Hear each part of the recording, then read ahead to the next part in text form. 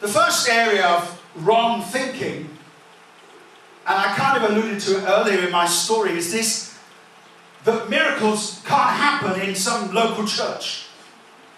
That really, if you want to see miracles, you really have to go to some big crusade, or you have to go to some conference with some, brother, whatever, flown in to make it happen.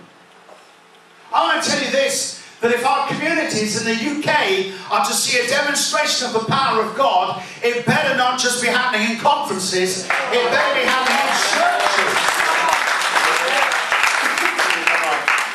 I don't know about you, but I don't know too many unsaved, non-church people who are sick, who think to themselves, I think I'll go to the fire conference this year. How much is it? £45 for the day. I'll go. I don't know too many people like that.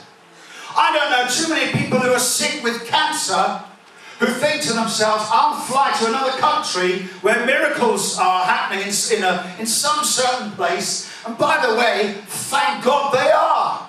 But what the will of God is for local churches to operate in this all the time. It's got to happen locally. Come on, Pete. It's got to. Because we're trying to reach local people with local illnesses. Come on. So it's got to start happening locally. Someone said to me one time, because this has been going on since June the 13th, 2005 for me. And someone once said, what's the greatest miracle you've ever seen?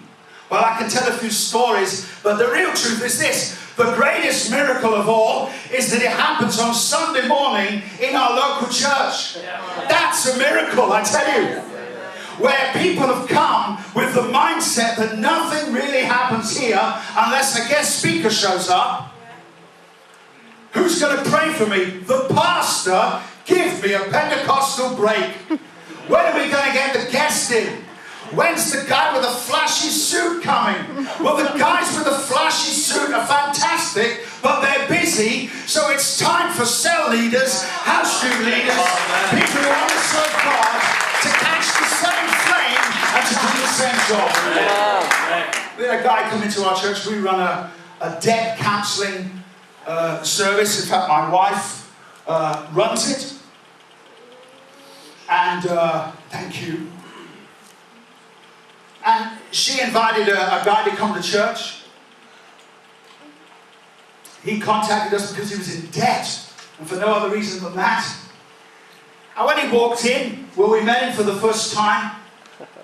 To me, he looked a little bit like Albert Steptoe. Can I say that here? Yeah. Okay, I have a largely African church, and that gag just doesn't really work. So he comes in, with a stick. And he's just, he's wanting to find out about Jesus, and he comes to Christ. Come on. Wonderful, isn't it? And he came and sat in a house group once, and he said, I've had this wonderful experience. I said, what's that? He said, these strange words have been coming out of my mouth.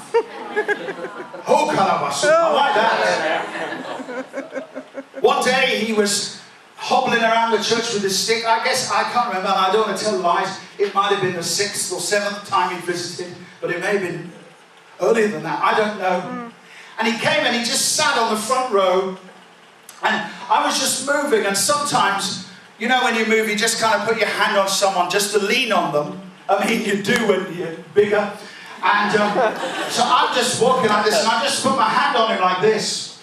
And as I put my hand on him like this, his words, not mine, and by the way, he's not been around church much. He doesn't know who Rory and Wendy are, and so when he uses language like a bolt of electricity went through my hip, you could believe that it's probably the case. And his stick disappeared.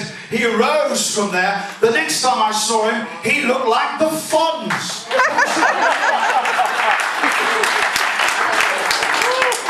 Everybody know the Fonz? It just doesn't work in an African church.